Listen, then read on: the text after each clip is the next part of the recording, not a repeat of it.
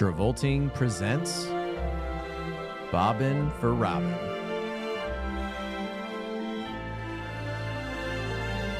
Hosted by Jeff Sweeney and Stuart Elmore.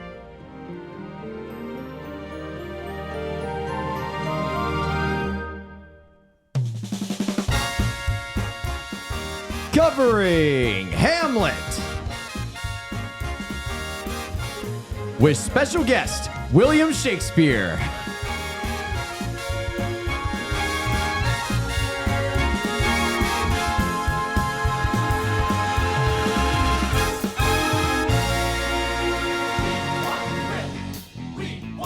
Ladies and gentlemen, all the way from Stratford-upon-Avon, the king of couplets, the sultan of sonnets, the man who put the I am in iambic pentameter. Please put your hands together for the one, the only, William Shakespeare! Thank you! That's right, everybody. We got William Shakespeare on with this podcast. Will Shakespeare, how's it going, man? Oh, well. Okay.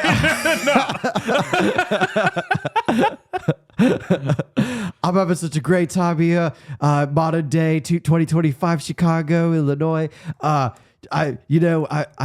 such a huge fan of all the new works and the arts that's come out lately. Have you guys seen that new movie that just came out? Have thou seen that new movie? That new movie that just came out. I believe it's called Fantastic Four. What is this bit? Having William Shakespeare. I like that he just talks like he's from like. I don't. What do you mean? He just talks like he's an immigrant from the UK who's lived in like Shakopee, Minnesota for like. I'm a man years. of many cultures, there, Jeff. Mr. Bill Shakespeare. What is this? I'm not actually going to do this bit. What is this I'm not actually going to do this bit. What is but this I did just really want to play the song Willpower just for the wanted to Broadway play. musical Something Rotten. Yeah. Because I'm more invested in the Something Rotten musical than I am in the actual play Hamlet. Something Rotten, a show I have never seen or listened to. I've heard of the song It's Hard to Be the Bard, and I find it a little annoying. But I've been led to believe the rest of the show is pretty good. I mean, the show is like, on the grand scale of like Broadway legends, Yeah. Something Rotten's like kind of barely skates by the middle. Yeah. Like, it's not like not going to go down in history as being like a forever running show, I don't think. But that being said, I went and saw it with my mom on Broadway. Mm-hmm. And So that's an essential memory. yeah. And it was like we went and saw like 4 Broadway shows because we went to New York for like this is when I was looking at NYU for film schools and thought I had a chance of getting in without an uncle. I could write a letter of recommendation. I mean, you probably could have had your uncle write a letter of recommendation. They just would have been very confused. Just like your uncle was writing a letter. Uncle Greg, who works at no association with the school. But no, while we were there, we went and saw like 4 musicals on Broadway, and this was one of them. And I had no idea what it was about. I just knew it was something like the title, Something Rotten. She said my mom said it's like, oh, it's like a parody musical about musicals. I was like, okay. But William Shakespeare. But like, yeah, it's actually about these 2 playwrights who are competing with William Shakespeare. I'm trying to think like their names are. It's like one of their last names is Bottom. Bottom? It's like Rodney Copperbottom or some bullshit like that. I know that's from Robots. But like, that's like their names. And they're, being blown away by William Shakespeare, of course, the Bard. Yes. And so one of them, the main guy, he goes to this fortune teller.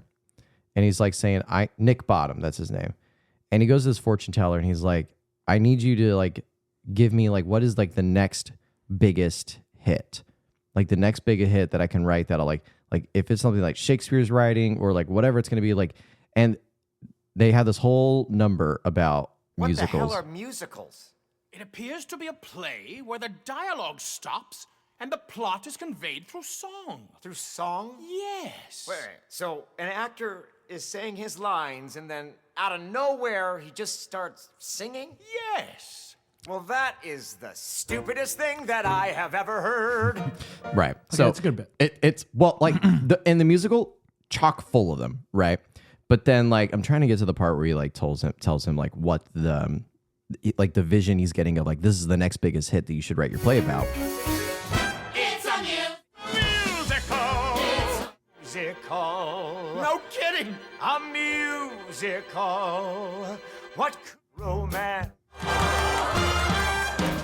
Trying to see where it's at. Some onyx dancers. Musical. I don't know. But anyway, he's like having this vision. He's like, oh, I have a vision of what the next biggest hit's going to be. It's going to be a play called Hamlet. And it's the whole spoof is that he misreads the name Hamlet. Yeah. And so they write a musical called Omelet. Well, it's funny because... that has the same plot of Hamlet, but it's got eggs. Good. Yeah. This is actually a good segue. Because it's funny that they go with Omelet because Hamlet is actually based on the Humpty Dumpty story. No, the ancient tale of Amleth, which is what the movie The Northman is based on. Oh, interesting. The Northman is based on the original like Hamlet story, and then Shakespeare just like obviously adapts it into his own. Stuart, what is your relationship with the Bard? Like, what's your experience with the Bard William Shakespeare? This is a Robin Williams podcast. We're going to talk about William Shakespeare for a little bit. Sorry, so my relationship with the Bard with William Shakespeare, like obviously like in high school we had to read some of his plays, and like I think we watched like we had to watch the Patrick Stewart Macbeth movie in my junior English class. If I'm not making that. I remember watching this as well. Yeah, and I mean, yeah, he's just like kind of like both a historical figure as well as like a very literary figure that, you know, stands throughout the test of time, writing like so many plays. I looked him up.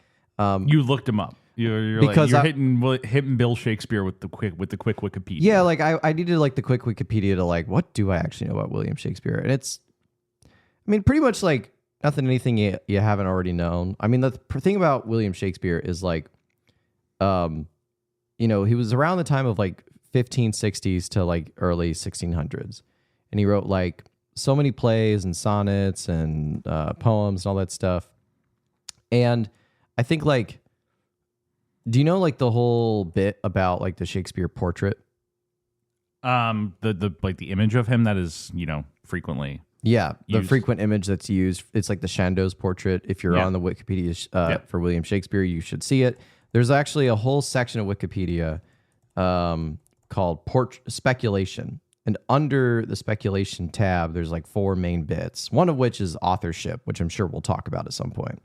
But the other is like portraiture, because there's actually like there is no like clear evidence to say that we have an actual portrait of William Shakespeare. They believe that it's of him, but they don't know for sure. Yeah, exactly. It's like they're not sure that like 100% is a portrait of William Shakespeare. They just like they are kind of sure. They're like pretty. They think they're pretty firm, but they don't know. Right, but like it just feels the whole thing of like that Shakespeare, like we don't 100% know what he actually looked like.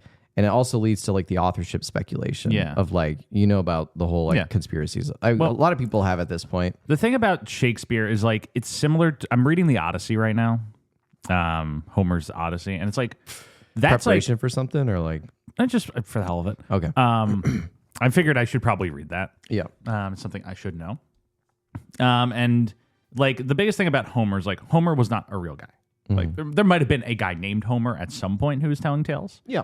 But it's like all from this oral tradition of a Greek myth that's getting told and passed down from person to person. Yeah. And then Homer's just kind of like a coagulation figure. Yeah.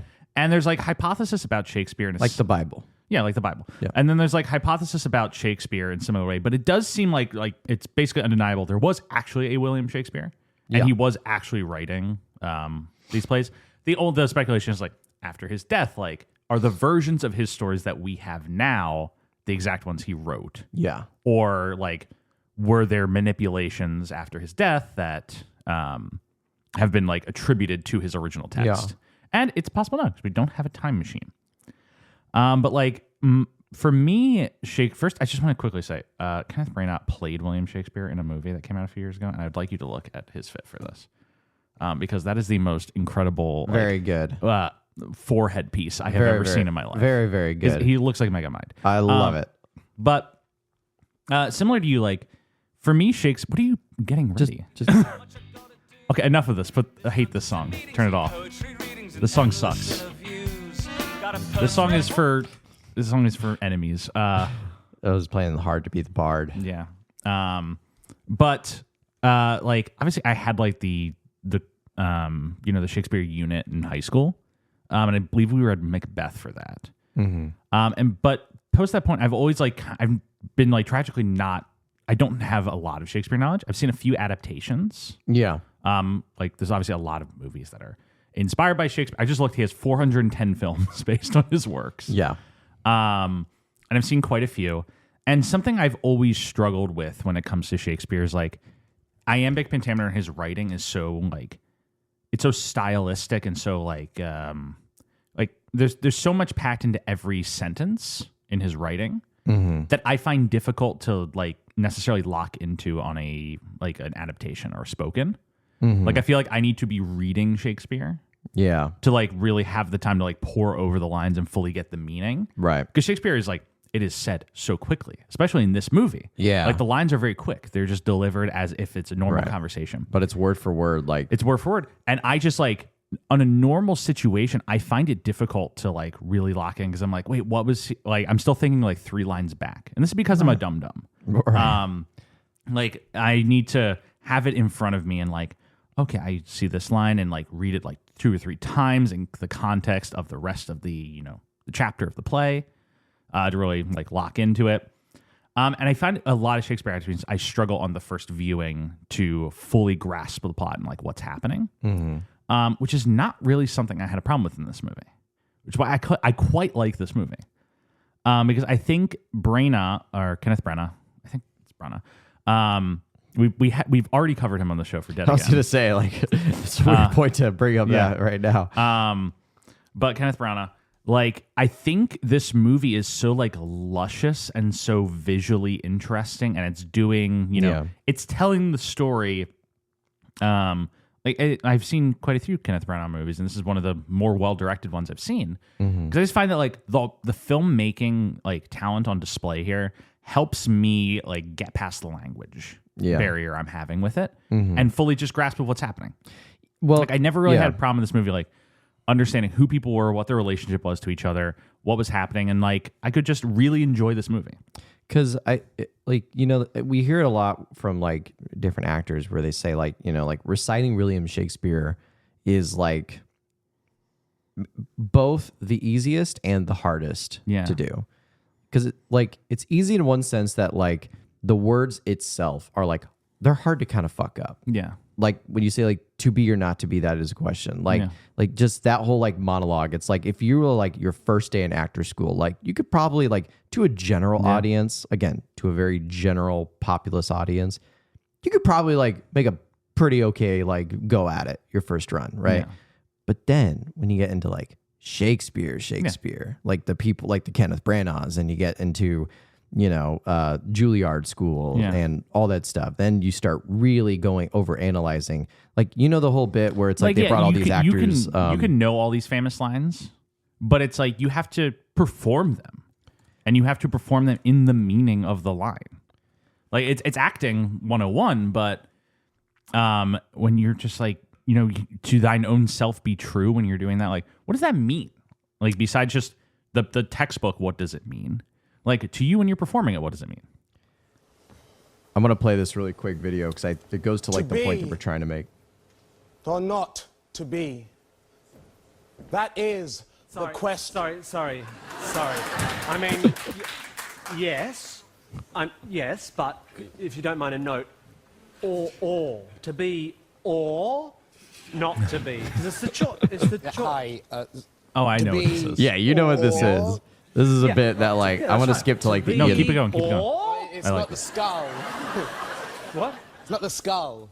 It's the wrong speech, the wrong soliloquy. And Benedict Cumberbatch comes out. Hi. I couldn't help but I was just overhearing. It's really not that. Try this. To be or not to be, that is the question. No. To be or not. No, to be or... It's a choice, or not to be, that is the question. Well, or, there's no point in stressing or. Just try it. To be or not to be. So who are you? I'm just an actor. And then I'm just skipping through some of it, but like then Ian McKellen comes out. They bring all these like all really these well-renowned venerable Shakespearean actors. Hi, Eddie. Lend me your ears. To be or not to be, that is the question.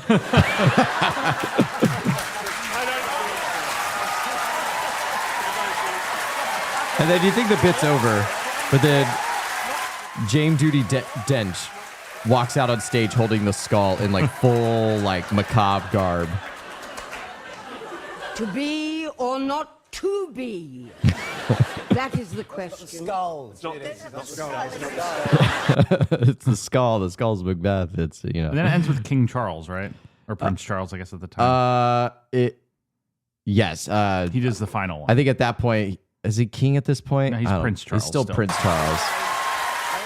And yeah, Prince Charles walks on stage, and I don't know. I don't want to listen to Prince Charles say to be or not to be. But like all that to say, like that, I think that is like a perfect encapsulation of the Shakespeare bit, where it's like, oh, like his writing's so poetic, There's it's so no beautiful. wrong There's no wrong way to do it. it. And then you get into like the weeds of it. It's like that's like, every line. It's like the thing. And it's 4 hours long. Every line is like can be extrapolated into different forms of meaning and subtext. And when you put that into a 4 hour long movie play, like you're right. Like I also had like kind of an issue like trying to follow this through.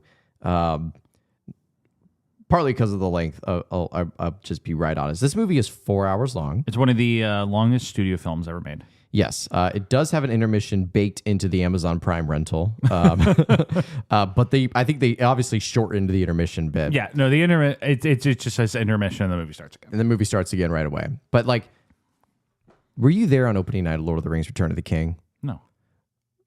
Oh, okay, I was, and there was an intermission. That was there. Oh yeah, because I mean, like even like the theatrical version of Lord of the Rings is like still 3 hours long. It's like 3.5-ish. Yeah, this is a theatrical version.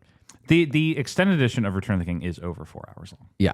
So like I remember my dad and I went and saw Lord of the Rings: Return of the King, and that there was like an intermission. But like the weirdest part, they put the intermission in like kind of the weirdest part. This intermission is like this intermission goes crazy. This is like one of the best intermissions out there. It's that pullback from Hamlet on the cliff, and then it just like. I'm looking up like where they put the intermission in Return of the King because like it is like kind of like hilarious.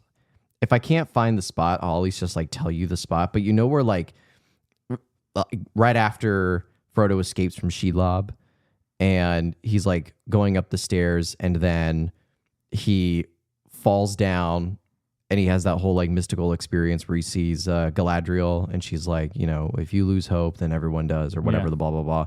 And then she like picks him up and he gets back up and he continues walking. And like, if you watch this, the DVD, Blu-ray or whatever, we'll just keep going. The next cut is the spider coming out. No, it's we cut back to Gondor being attacked and it's night now. Yeah. And what's the battering ram that you won't know about? Grond. Grond. Yeah. It's like the wolf's head. Grond's only like, you only hear Grond's name in the extended edition. It cuts to Grond. But like on opening night, it's like Frodo gets up from Galadriel and he like takes a few deep breaths. And then he walks forward. There's no like big music or anything. It's a very quiet scene. And then right at the cut, intermission. Yeah. And it's just the most like, oh. Yeah. Whereas this intermission it's not is a movie like, that like you Lord of the Rings, the theatricals, you don't really need an intermission. It's like it's just about out on the cusp of like it's like they put one in like my theater experience. 3.5 hours long. I think if it's like over, if you're like, I think it's like 3.5 is the cutoff. Because like 3 hour movies, I can sit through a 3 hour movie without having to go to the bathroom. But the moment you're at like 3.5, like 3 hours and 21 minutes is Return of the King. Okay. Like for me, it's like I can sit through a 3-hour long movie without going to the bathroom. But to be clear, it will be slightly uncomfortable. Yeah. Like I will have to go to the bathroom right away, as will everybody else in the audience. Yes. So while I think it's like 3 hours is a pretty good like metric, like I'm not gonna say no to like a theatrical intermission. Yeah. But of course, it all depends on like where your movie like has to be constructed with the intermission in mind, right? I think. And Hamlet you is need a certain constructed. degree of tension for the intermission. Like Yeah. I saw 2001: A Space Odyssey on 70mm a few weeks ago, Mm-hmm. and that movie has the perfect intermission cut because it's you know they realize that Hal is malfunctioning. They're hiding in the pod. They're talking, and then it just cuts to Hal, and you like realize he can hear everything they're saying. Yeah. And he knows they're going to try and kill him. And then it's intermission. Yeah. It's great because you leave with that tension of like, oh my God, what is going to happen next? Right. And then the movie obviously picks back up and you learn what happens next. Whereas it's like, oh, Frodo just walked off screen. All right. Yeah. And now we're in an intermission. Like it very clearly, like it seems like a thing of like after the fact Yeah. that studio executives were like, well, We'll give him an intermission. it's like, let's throw in an intermission. What's the halfway point? It's like it's in the middle of the scene. Well, let's just do it at the end of that scene. Yeah. It's like not very well constructed. But yeah, William Shakespeare, the authorship corner. Can we get really quick into the authorship corner? Authorship corner? So like, well, what's your like view and opinion of the whole like authorship speculation? I already said it. Oh, sorry. I didn't realize that was Yeah. the point you were making about like the whole like are these his works? So like he's- so you don't think like there's like a group of people that are writing under the name of Shakespeare? I know. I'm group theory. I feel pretty confident that William Shakespeare was a real person who was writing at the time. Am I sure that he had collaborators? Absolutely. Every artist does. Yeah. Who helps them write this stuff. Right. And then I am sure post his death, because he died in 1616, 400 years ago, because records were not kept as wonderfully as they are nowadays. There was no Right. internet. I am sure the versions of his works that we read nowadays are not 100% what he wrote in 1616. Yeah. It should be noted that like almost all literary like historians and academics agree that the group theory is like 99% false. That like you said, like we have enough like written records to show that he was a real person at the very least. Yeah. And like the speculations of like the alternative people who may have been like involved in like the Shakespeare group, like there's a lot of plot holes that go into like, well, are we sure that they even knew each other? Like, are we even sure that these people had these sort of writing inclinations? Like all those side of things. So anyway, all to be said, I just want to get into the corner because I know anytime you talk about William Shakespeare, like you always got to bring up like the authorship speculation, all that stuff. But now I want to translation to the next bard that we're talking about. The bard that is playing the bard in this movie, Kenneth Branagh. Yes. Because who we talked about before in Dead Again, which isn't Shakespeare. But I think when I told you, I announced like when we were doing Hamlet next week, I think I mistakenly said like for our second like Shakespeare, like Kenneth Branagh Shakespeare, and it wasn't our second Kenneth Branagh Shakespeare, but it was our second Shakespeare. It's our second Kenneth Branagh on our second Shakespeare, because we did cover Looking for Richard, Right. which was an adaptation of Richard III. But the reason why I even made that like statement in the first place is because Kenneth Branagh has that kind of reputation, and he has this backlog of William Shakespeare adaptations. Yeah, he's kind of like he's like a Shakespeare. He's guy. the Shakespeare guy. Like, I'll just say it. Like, he's the Shakespeare guy. He has directed. I'm going to find out how many Shakespeare adaptations. Okay, so I looked up like His what first this movie was. is Henry V. He did Henry V, Much Ado About Nothing. Much Ado About Nothing. Hamlet. He's never done Othello, which I think is interesting. He did Love's Labor Lost. He did So Macbeth 4. years later, but the one of the things As You Like It is Shakespeare. So that's 5. and he did a comedy spoof film instead of called A Winter's Tale. He did a spoof comedy film called A Midwinter's Tale. In regards to films, he has directed 5 Shakespeare adaptations. Right. Now, do you like? I don't know if you He have. also directed an adaptation of the children's novel Artemis Fowl. I don't know if you are able to look at and see the years of these 5 adaptations. I know they're not all like super close within each other, but like I know like Henry V was 1989, Hamlet's 1996, Much Ado About Nothing is 93, and And then he wasn't Othello. He wasn't the director and the writer, but he starred. Yeah, no, he's been in a lot more. Yeah. And he also directed a movie about William Shakespeare called All Is True. Right. Othello, and then we have the Anthony. Look at this poster for All Is True. Look at this. It's him with like a megamind forehead. Fantastic. In between Dame Judi Dench and Ian McKellen wearing the biggest hat I have ever seen. And then we have the 1999 Anthony Hopkins Titus. So this is the point I want to bring up. Is in the 90s, people were like, we got to do Shakespeare.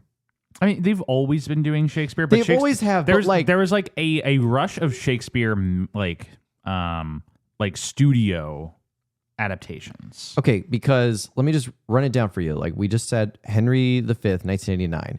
Then we have Much Ado About Nothing, 1993. We have Richard III, 1995. We have Othello, 1995. We have Hamlet, 1996. Titus, 1999. I could keep going. And then there's a different Othello a TV movie in 2001. And then there's another Othello starring Anthony Pedley and Bob Hoskins in 1981.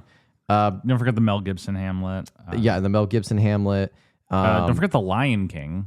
Right, the Lion King. But like my only point in being is like as I was doing like background on like Hamlet 1996, I realized like when you go to the IMDb and you scroll down, you find like the more like this section, and I'm scrolling through. I'm like, holy shit, there's like a fuck ton of like Shakespeare stuff in the 90s. Like the 90s were a boom time for Shakespeare adaptations. For a mix of like kind of three reasons. Mm-hmm. The first being that like Henry V was like surprisingly successful. Yeah, surprisingly. And then it was followed up immediately by Mel Gibson's Hamlet, which is also like surprisingly successful. Mm-hmm. And so Shakespeare is public domain, easy to make a movie of. Yeah. And so it's like, we'll just kind of get big name movie stars, throw them in a Shakespeare adaptation, just work through it. Like studios saw money in that. Yeah. There was kind of this demographic shift that like the first generation that was really benefiting from universal public education. And so like that Shakespeare was taught and all that. And those people were, in their adulthood at this time. A lot of these people are also like actors from like, the old like Juilliard-esque like acting America's schools. kind of like at its, and Britain are kind of like, for lack of a better term, at their peak in the 90s. Mm-hmm. And so like, all these people who, have come out of the public education system, there's a thriving actors community, there's a thriving art house community. And those are the people who are interested in Shakespeare and are like rediscovering Shakespeare. And the 90s just kind of become the crux point of all of, them confluencing. Yeah. Being interested in watching Shakespeare, which means studios will make Shakespeare, and these people want to make Shakespeare. Yeah. So it kind of creates this vicious cycle. Yeah. Yeah. It's just, it was shocking to see like the amount of like how much it was poured out in the 90s. And obviously like it's still going on even to this day. Like we have like the Coen Brothers Tragedy of Macbeth. Yeah. The Coen which Brothers is like Tragedy the of Macbeth. coolest looking movie ever made. I mean, like every time I like find anything about that movie, I keep finding that one scene. What was that actress who plays like the fate? She's like eating a toe. What is her name? She's like in Catherine Turner, I think. Catherine. If I just type it up, like I know the scene will pop up. Like that's like Catherine found Hunter. it. Catherine Hunter. In a sieve I'll do the sail. And like a rat without a tail, I'll do, and I'll do. I'll drain him, dry as hay. Yeah, like every time I see like any like clips or anything, it's usually Catherine Hunter doing the. Have you been to her Wikipedia page? No. Go to her Wikipedia. You know how I love Wikipedia images? Yes. I'm obsessed with what they picked for her, which is oh my god, Hunter as Richard III at the Globe 2003. It is like Catherine Hunter. My god, kind of doing like a I have poop in my pants walk as Richard III. Right. Like, oh my lord, that is the image they have chosen for her. But the point of all this being like Shakespeare is people love Shakespeare. he's like kind of he's obviously one of the most totemic figures in art generally across all of human existence. Yeah. Everybody knows a Shakespeare story, and everyone knows basically the plot. Get that shit out of here. Everybody knows the plot of like all of the Shakespeare adaptations. Even if you like, Shakespeare has inspired so many stories devoid of direct adaptations. Like obviously, when it comes to what is the most well-known Shakespeare adaptation, realistically, the answer is probably The Lion King. Yeah. Like everybody knows The Lion King, and anybody who like looks into it will find out The Lion King is based on Hamlet very loosely. Obviously, it has a very different ending. Yeah. But it is roughly like an adaptation of Hamlet.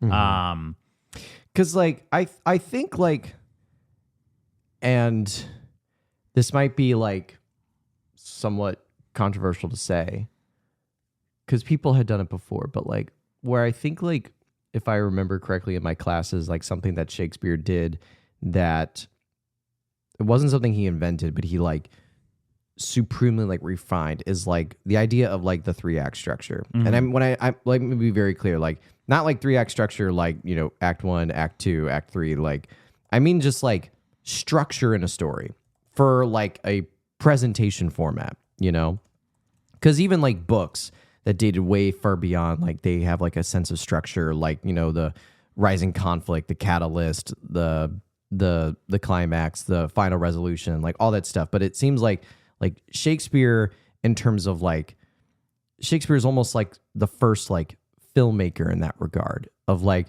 taking like a work that he wrote down on paper and like, I want to make this now feel Shakespeare. I mean, he does his stories are 5-act structures. Yeah. But they still like are very structured. Yeah.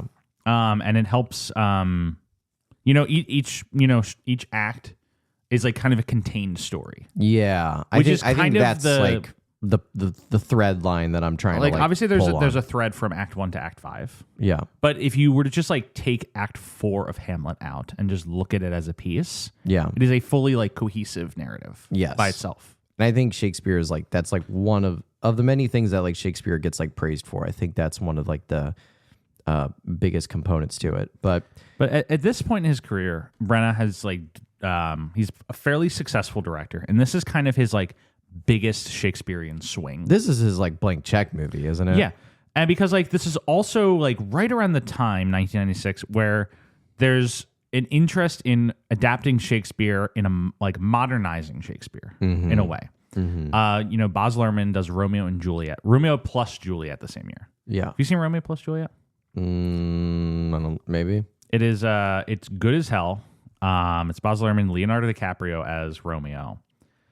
And Romeo plus Juliet. But it basically just like readapts Romeo and Juliet, keeps the language exactly the same, but sets it in like I forget, it's in LA, it's on essentially just like on a beach in LA, California. Verona Beach, that's it. Yeah. And but it is pretty incredible of a movie. Like it's about gang wars between gangs instead of these two like successful families, for lack of a better term. Incredible adaptation. And whereas that is a modernization of Romeo and Juliet to like the present day, Baz Luhrmann is making Shakespeare very like accessible and modern and cool. Yeah. That's like the magic of that movie.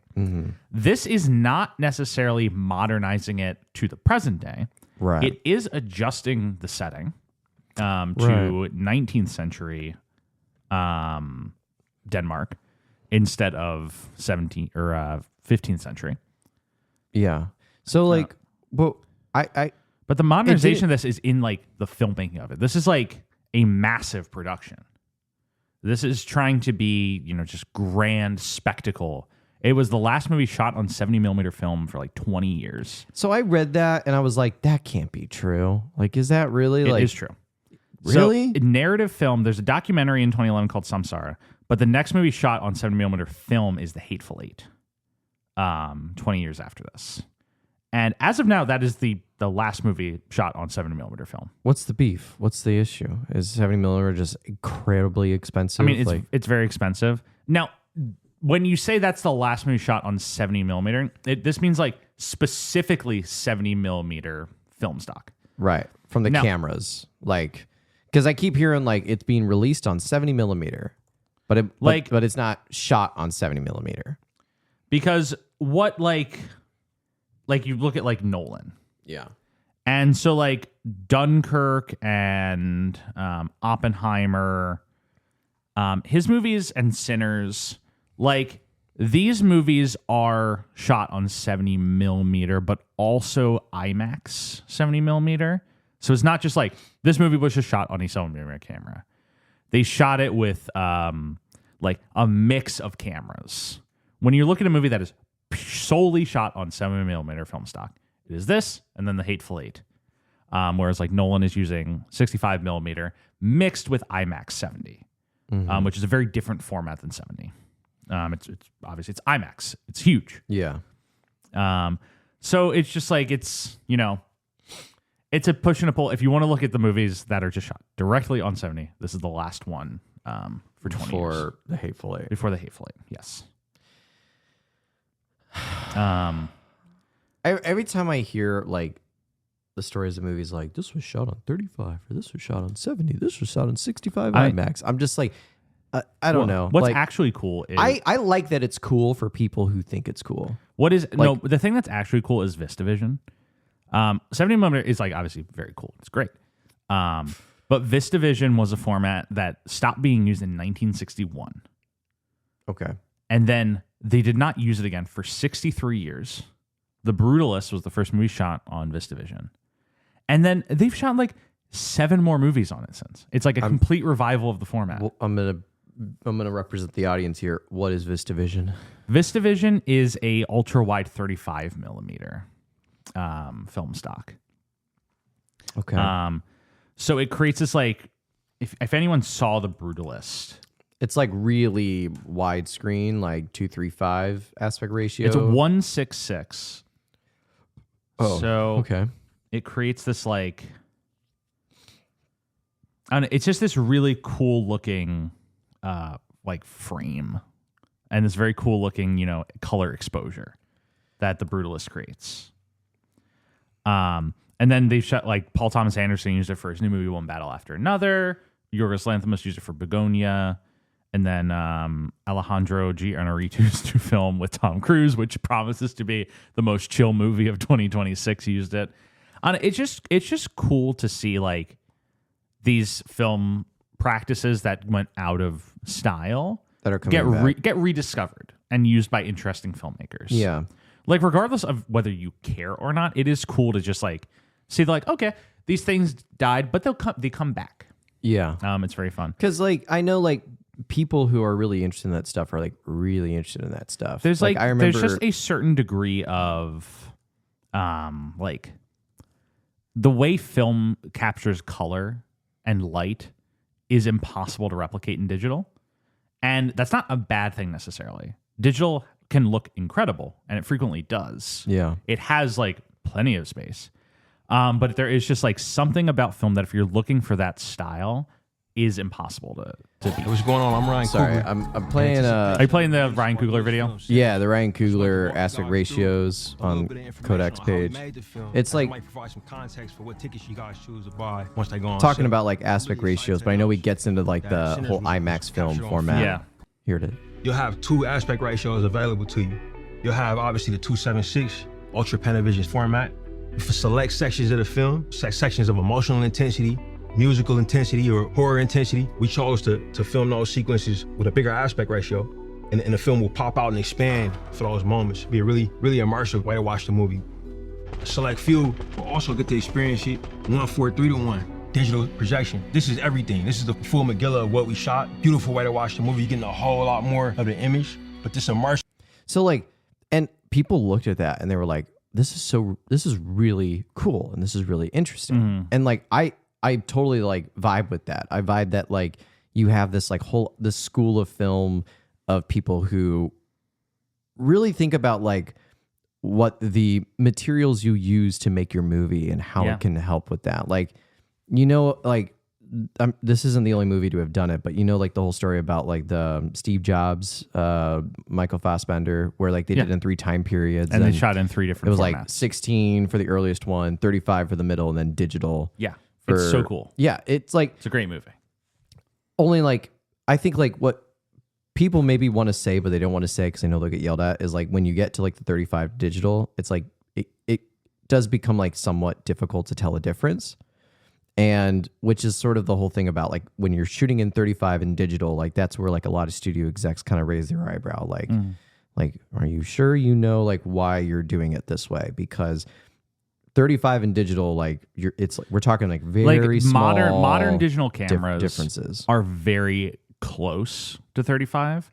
The biggest difference is just going to be like you're going to get authentic grain with film camera, and you're going to get a different, way of like the way the light is exposed. Yeah. Like they do look different, but they are getting increasingly closer. Mm-hmm. So you have to really know why you are doing this. I think like, and it's all about movies that like you have to know and you have to pick your format and you have to have a reason behind it, whatever your format is. Like I think about 28 Days Later, which is shot on a like 480p camera. And that movie, like, if you don't know, you're like, this movie looks like dog shit. Like, this movie looks awful.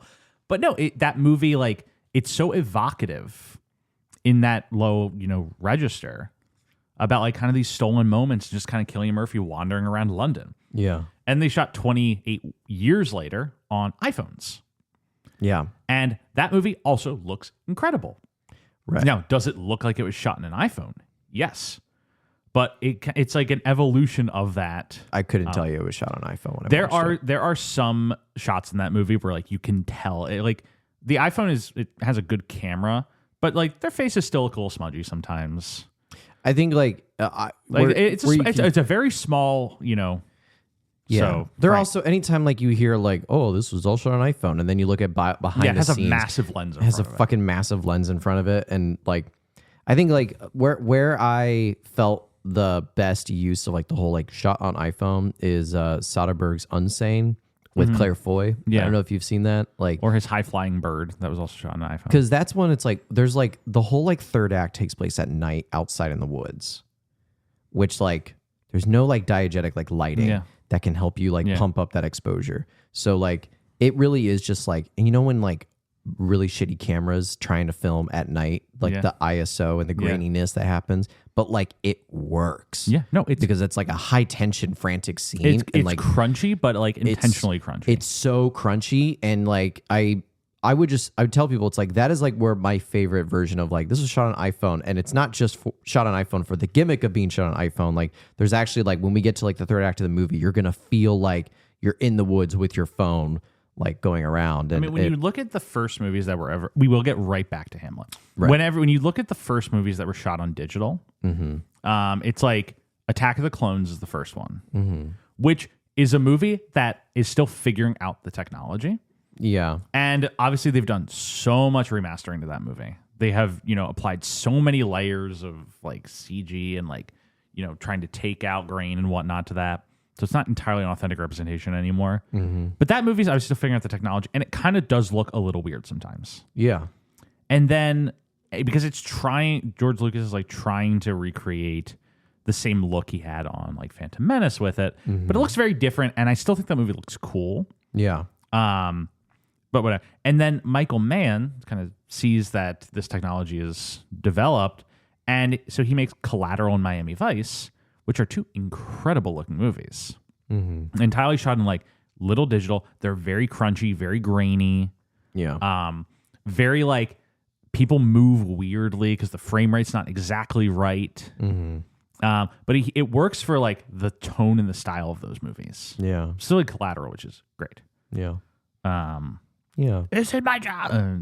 I do this for a living. So, but that all being said, this movie shot in 70mm because like they want to create this really luscious grandeur spectacle to it. Yeah. And the absolutely succeed. I was gonna say, like, again, to go where we all started with this whole thing is that this is like Branagh's blank check movie. Yes. Like, he's been successful with, like, Henry V was good, and then like some of his other previous movies that he did, both acting and directing, have been very successful. And also with the fact that the trend is showing that like people are going to the theater to see Shakespeare adaptations. So what better way to have Branagh write, like adapt for the screenplay, direct, and star in the titular Shakespeare play, Hamlet.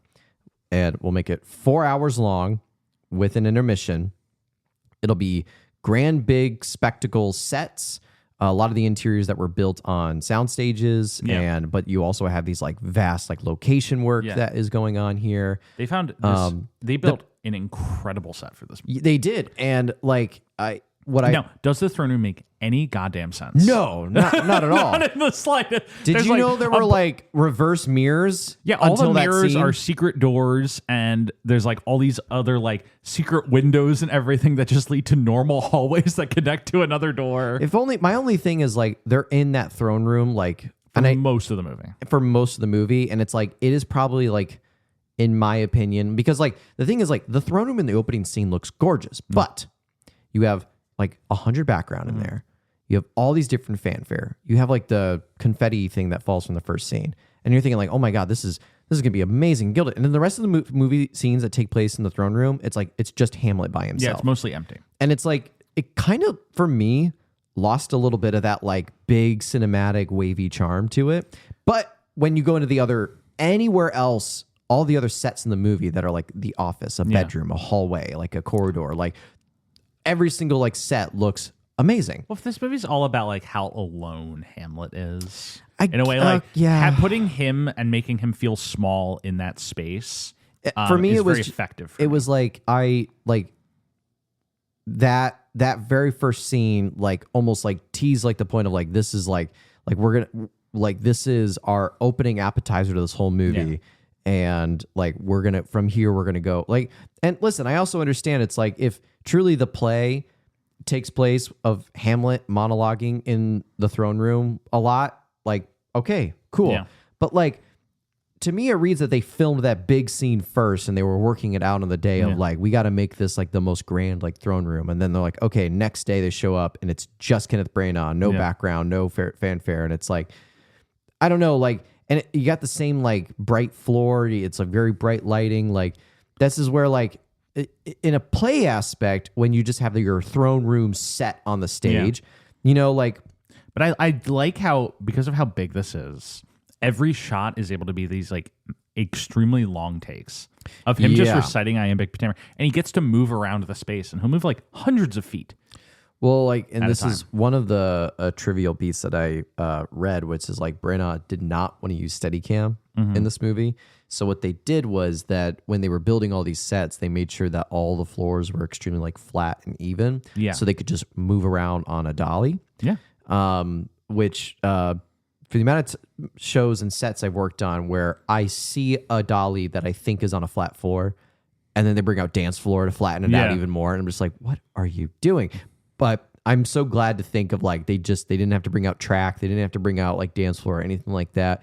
For the listener, like pretty much dance floor we'll refer to as like bring out planks of wood and they put like a matte like plastic sheet over the planks of wood to make like a perfectly flat, smooth surface so a Dana dolly or a dolly can move out as smooth as it possibly can.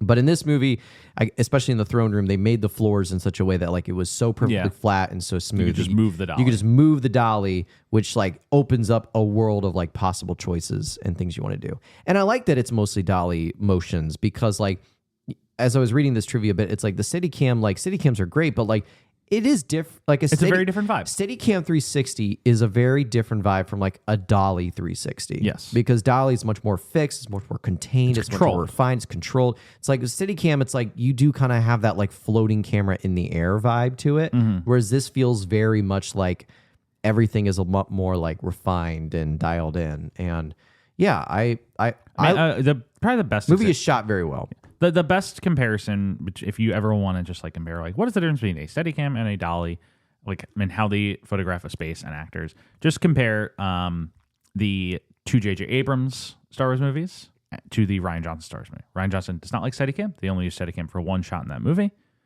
It is otherwise all dolly. You watch the 2 J.J. Abrams one, he loves Steadicam. Those movies are mostly shot on Steadicam. And those movies are operating with the same sets, the same actors. And so if you want the case study of what is the difference, watch those two movies. I would also say if you watching two separate filmmakers. Yes. Alejandro Inarritu. Yes. Birdman, Children of Men, Revenant. That's very steady. Yeah. David Fincher, very dolly. Very controlled. Like, and I think people like think of like their favorite movie from each director. Like you can picture scenes in your head that demonstrate that difference. Especially in Birdman, when like going from the dressing room down the stairs to the stage, like that is 1000% a Steadicam. Not because of just like the practical elements to it, but it's also like because like it feels Steadicam. And the movie like kind of like conveys a need for that like floaty Steadicam stuff. Whereas Fincher being very like that refined, like very controlled, very contained, like that. Those are all like majority of the term like steady dolly moves. What makes my favorite thing about David Fincher is for The Killer, for all those like beats of Michael Fassbender like riding his bike, he had them shot incredibly still so that he could add like essentially camera shakiness at post because he wanted complete control over it. Yeah. Now, now when you get into like the whole like rickshaw Ronin rigs that we're now seeing, that's when you just start adding more shit. Yeah. Like truly, like the technology of like camera stuff, like it's cool. Obviously, like the Steadicam will be like a forever tool that like I think will kind of always be used in Hollywood. But like, especially like when you see like behind the scenes shoot of like TV shows like Adolescence, where they have those big oneers that go through the whole episode, and where you see these really cool takes where like they're handing off like a Ronin to like an operator outside a window that they then attach to a techno crane that goes up and that like cranes up, booms up to like a big fucking like wide shot, booms back down. They take it off the dolly, put it on a rickshaw, and then they run with the kid down the street. Like that's some of the shit that like, those are like the BTS stuff that you see that are like, oh, this is really cool. Yeah. And like a whole 12-hour day went into making that one shot. Anyway, this is a Robin Williams podcast. This is a Robin Williams podcast. This is a Robin Williams podcast. He's in this movie ostensibly. He's in this movie. We'll get to what point he's in the movie at the end of this episode. I mean, it's Hamlet. So I really don't feel like we have to go beat by beat. I think no, people know what happens. Well, I was almost going to text you last night, and be like, what is going to be the plot summary of this episode? Well, I think we can just like extremely quickly summarize it and talk about things that we want to. Because the biggest thing for me is like, obviously, I knew the plot of Hamlet. Hamlet was not a play that I read in high school. We focused our Shakespeare study on Macbeth and Midsummer Night's Dream. Yeah, me as Macbeth. So Hamlet, I've only known like I've known the story of Hamlet, but what I did not realize, like I expected this movie is about like a king dies, Hamlet's uncle takes the throne, and then Hamlet is visited by the ghost of his father, who tells him, "Your uncle killed me," and Hamlet seeks revenge. That's what I thought the story was. Do you know about the play within a play whole aspect? I didn't know there was a play within a play. Yeah. I didn't know that there was like just essentially like Hamlet like kind of loses his mind, and so much of this play is him like deeply struggling with his identity and with his mortality, the knowledge of death as a concept. Like this was fascinating. I thought this was incredible. Like it's of course like I'm sitting here like I didn't know what Hamlet was about, like this 400-year-old totemic story, and I'm like I didn't know that. But still, like, I didn't. I knew about the play within a play aspect. I knew about the oncoming like army that was like invading. By the time you have Charlton Heston showing up and just throwing heaters, I didn't know. Like I think I knew that like. I knew Hamlet died at the end. Yeah, everybody dies except for Horatio. Yeah. Everybody dies except for Horatio. And Rosencrantz and Guildenstern are dead. Yeah. And then I'm trying to think about like just the other elements, like obviously like the to be or not to be, like, you know, monologue. Alas, poor York. Yeah. Like this, I think for me, it's like seeing this all put together in a whole cohesive package was like a new experience for me, because like I did not realize like how much Lion King borrows from this. Yeah, I mean, Lion King is a Hamlet adaptation. When he goes into the woods and his father is there, it's literally like the Mufasa in the sky bit of like remember who you are, that his father does with him. Also, something that I have always liked about like the Shakespeare stuff. I think like obviously Shakespeare writes in a variety of different genres, yes. right? Yeah, it's comedy. He writes comedy and tragedies. All of his like things kind of fit into one of those two. More or less. But he writes like about very different topics. Yes, I would say like Macbeth is a tragedy, but it's more like a the Scottish play. Gothic mystical tragedy. Hamlet has a little bit of like mysticalness to it with like the ghost dad and all that stuff, but then outside of that realm, like it's a very like just it's a very psychological play. It's a grounded, epic psychological story based on one guy. Like we're going to be with one, like we have a lot of actors that have their own individual scenes, but like this is about one person. Yeah. Romeo and Juliet, like love story, tragedy, romance. You got a few different characters, but predominantly down to like two protagonists. Hamlet is like an anti-romance almost. He's like, Ophelia, I don't give a shit. And then she kills herself. And then she goes insane and drowns herself. And then evidently I realized like Kate Winslet was on the set of Hamlet when she found out she got the part for Rose in Titanic. Yeah, it was very cool. Which must have been really, really cool. Kate Winslet, great in this movie. Yeah. Everybody great in this movie. She bad. When she bad. When she bad. Coming up in Avatar Fire and Ash. Oh, she's in Fire and Ash? Yeah. She's reprising her role from Avatar The Way of Water as the Did I forget she was in Avatar Way of Water? Yeah, she plays I'm trying to remember what her character's name is, but she is the Oloekton of the Metcaina tribe. I pulled those names off the fucking dome. I want you to know that. Her character's name is Ronal. Okay. Yeah. I couldn't remember the character name, but I did remember that she was the Oloekton of the Metcaina tribe. Yeah. Trying to think of like I mean, like, I think in terms of like something that I think is clear is out of like many of the playwrights that we all know and talk about, like it seems to me that Shakespeare has the biggest catalog of the most cinematically adaptable works. Yes, all of it. I mean, he's like the master storyteller. Yeah. And like, I mean, you can look at him as one of like the foundational like building blocks of all storytelling. And like, obviously, he comes from a long lineage, and in many ways, the Homeric epics like the Iliad and the Odyssey are kind of based on his works, and he's pulling a lot from medieval literature. Hamlet, is pulling very much from Hamlet, which was a Viking tale. Yeah. And it's all kind of mixing into a pot together. Yeah. But when it comes to like our understanding of storytelling, so much of that comes from the works of William Shakespeare. Yeah. And like you were just saying, like The Lion King is just Hamlet with a happy ending. For me, it's like I'm thinking like it just seems like it's so many like prestigious filmmakers' wet dream to make a Macbeth adaptation. Like that's like a very common one that a lot of filmmakers like. And now it's my turn to try and conquer. It's like every filmmaker's like, so in my career, I have to make a war movie, a sci-fi movie, a Shakespeare adaptation, a vampire movie, and a Pinocchio adaptation. Like, wait, what's going on here? The Pinocchio adaptation. There are so many filmmakers who try to make Pinocchio adaptations. Yeah. It is crazy. Like Paul Thomas Anderson tried to make Pinocchio. Like Guillermo del Toro made Pinocchio. Robert Zemeckis made Pinocchio. Yeah. Robert Downey Jr. has been trying to make Pinocchio for 25 years. Bernardo Bertolucci has made 2 Pinocchios. But another key element to Shakespeare is like Shakespeare adaptations are able to attract hell of a casts usually. Incredible cast. Everybody like wants to try their hand at the iambic pentameter and tread the boards cinematically.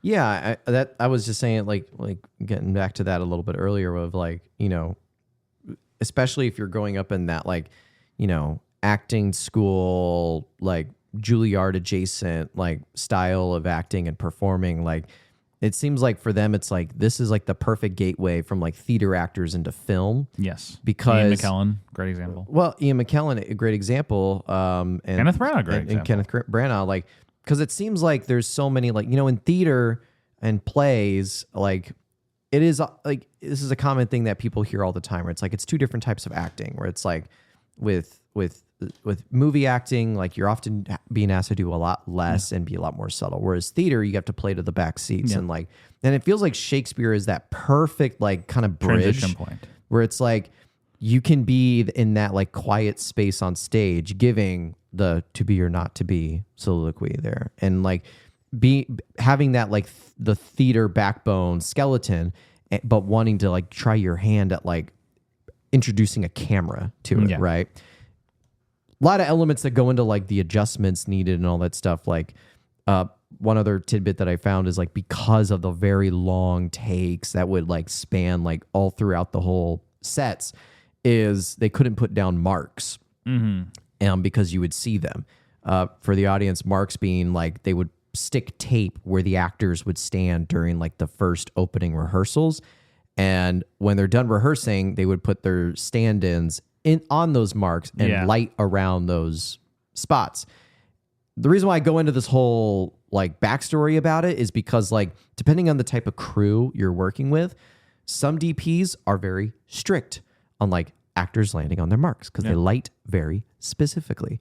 They're like, they didn't land that. Like, I can't tell you the amount of times, like, you've been there too, where it's like you're at Village and you're watching, like, an actor, like a first team rehearsal, like the actors actually giving their go at it. This is after they've lit. This is after they've done camera tests and camera rehearsals. And they're like, okay, action. And the DP's like, well, they're off on their mark. And you look and they're like 2 inches off their mark. And it's like, are you fucking kidding me? You can't light for them, like, 2 inches of error. And listen, some actors are prestigious at that bullshit. Like, they don't look like, if you've ever tried your hand at, like, movie acting, and you know how difficult it is sometimes to land your mark without looking at it because you're acting. Like, you're in the scene. It is like a skill. It is like a thing that theater actors don't necessarily have to think about. And so when you add that element into this movie adaptation, where it's like they're basically asking theater actors to perform at a theater level grandeur with obviously, like, movie, like, quiet moments as well, but, like, with the precision of having a camera in the room. I think that is, like, a huge testament. This movie is incredibly well directed.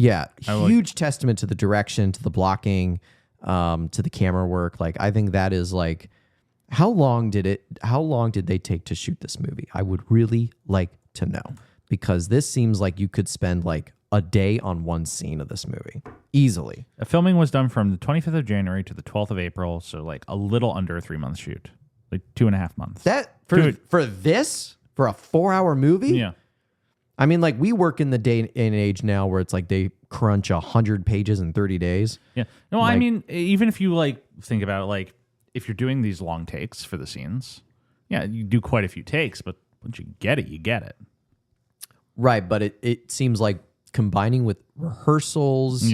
And they did an extensive amount of rehearsal, including a full run through of the play, just with the cast.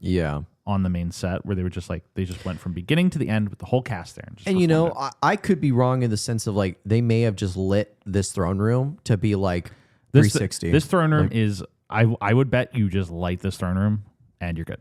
You just, because it's white, so it's very reflective. Everything is always going to be lit. The only exception is when you're, like, closing in for, like, the close-ups, for, like, the really dramatic moments. Then maybe you might contour a little bit of lighting. But, like, for these big sweeping wide shots, you're like, you just light the space. You just light the whole space. The best way to do it is you just light the space. And you're good.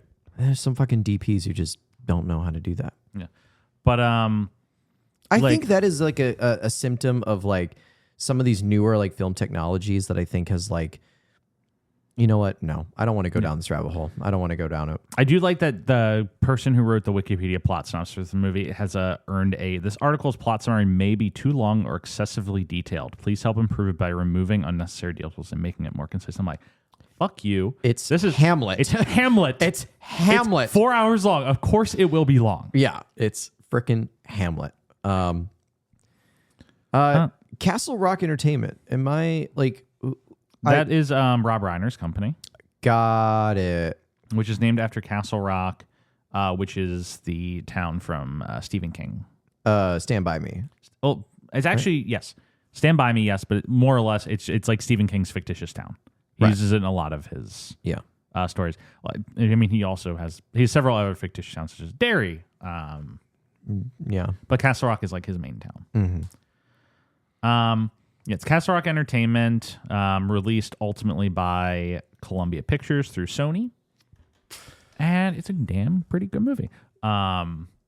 So obviously, this is the plot summary. Read William Shakespeare's Hamlet. Yeah, read William Shakespeare's Hamlet. Oh, we'll talk about things that like are that I wanted to talk about in the movie. Yeah. Like when his father, the ghost of the king, comes and scares some of the guards, and Horatio, Hamlet's friend. Do you know who plays the ghost of the king? No.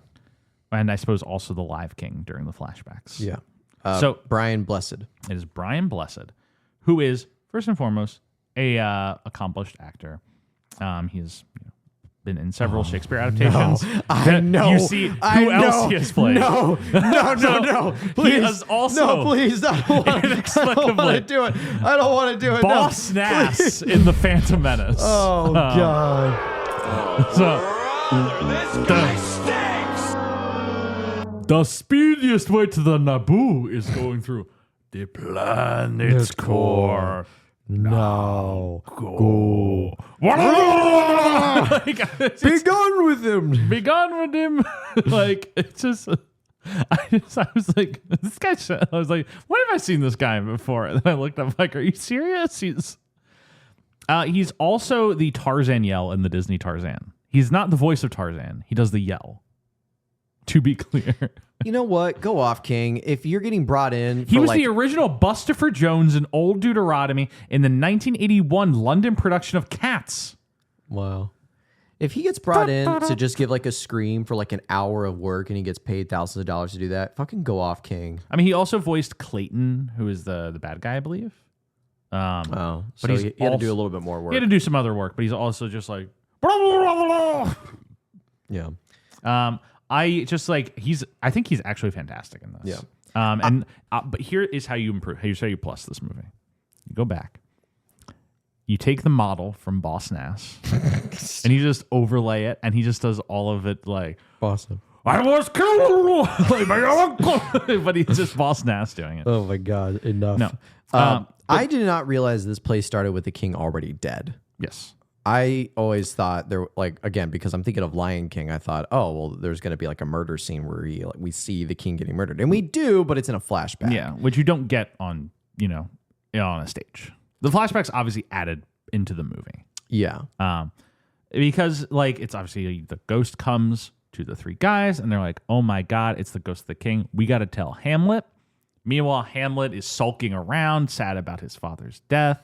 The first shot on him where he's just like down a hallway in all black. I'm just like, oh my God. Because what it does is it's like showing this like pomp and circumstance, like hundreds of extras, and the new king is there. It's his coronation, and the camera just moves past the bleachers into this empty hallway, matching the same framing of the king, except now it's Hamlet alone, which is what he will be for most of this movie. Yeah.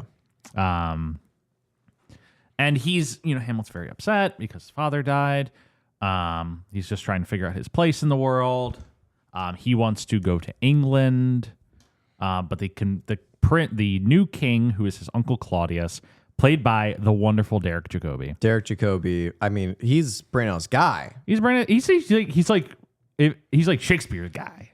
Yeah, but like he's in a lot of like Kenneth Branagh's stuff too. Like we covered him in Dead Again as the villain in that movie as well. He was the villain in Dead Again, wasn't he? Yeah. I forgot about that. But he was in Looking for Richard too. Remember that? His run from 1991 to 1996 is just Travolting classics. He was in Dead Again, then Looking for Richard, and then Hamlet. And he's Gracchus and Gladiator? Yeah. Oh, right. He's one of the senators. He's like the main senator in Gladiator. He is also one of the only returning cast members in Gladiator 2. Right. So did you see Gladiator 2? I did. I think pretty okay eater. His pretty sad spoiler movie. for Gladiator 2. His death scene in Gladiator 2 is so funny. I don't even remember him dying in that movie. Exactly. Because, he's like one of the few cast members who's coming back for Gladiator 2. You're like, oh, Derek Jacobi's back in this. That's pretty cool. And like, once again, he's doing the same shit he did in the first movie. He's like, all right, I'm one of the good senators. and here is how we're going to take down the new emperor. And then like Lucia, what's Lucilla, yeah. She's like being brought out for an execution in the Colosseum, and Derek Jacobi is like shackled to her thing. You're like, wait, why is he shackled here? I didn't know they caught him. And then like all these like gladiators come out to kill them, and there's like a fight, and Paul Mescal gets into it. And then just like in the midst of this fight, I mean, this is clearly like Ridley Scott having 18 cameras working at once. One of the 18 cameras just like happens to capture this, and he puts it in the movie. But there's just like a random shot of Derek Jacobi who's like tied to this thing, going, ah! And like someone like cuts his head off.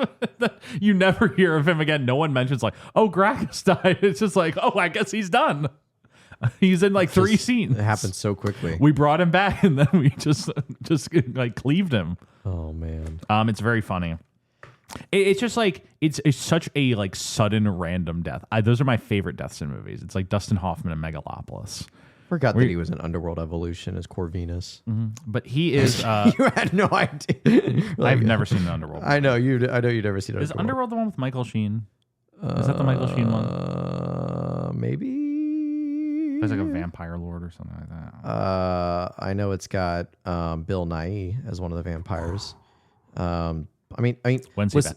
We talked about Bill Nighy, who should be in like, this movie. I'm sorry, kind of looks like a vampire. Because he's just perpetually the same age all the time. And he also just talks like a vampire lord.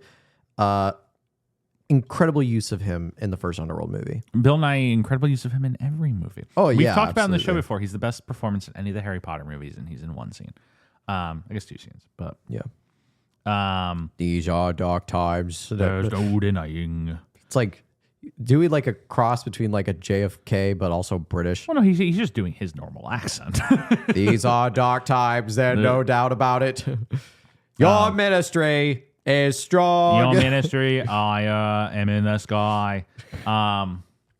But this is a Rabbit Williams podcast. But Derek Jacobi, incredible in this movie as King Claudius.